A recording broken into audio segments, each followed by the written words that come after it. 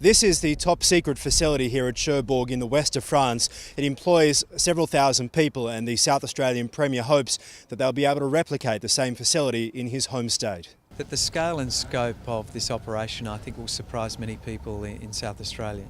And the notion that it's the ambition of DCNS to pick up their operations here in Cherbourg and replicate them in Port Adelaide, I think is wonderful news.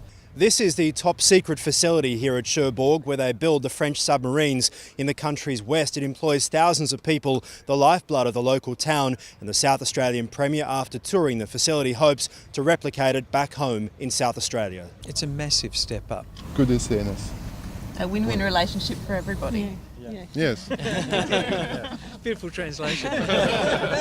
Jay Weatherall arrived at the DCNS factory and met with a number of executives as well as the Mayor of Cherbourg. He's hoping now for closer relationships between universities, even arts. He'll be sending over business delegations, but also hoping that the huge facility that now needs to be built in South Australia won't go to waste. He believes he may be able to bring more naval work and contract work to South Australia. Perhaps provide components to DCNS to help them with shipbuilding around the world.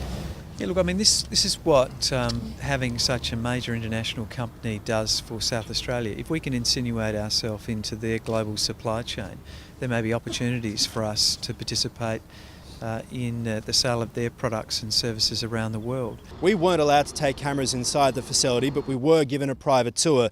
It's a massive, complex structure, huge buildings, massive workloads, and local South Australian businesses believe it now goes far greater than just building the 12 submarines. I think we're talking about a very different size of scale. I mean, if you walk around the facilities of today, you are talking about building after building after building. It's a very complicated build.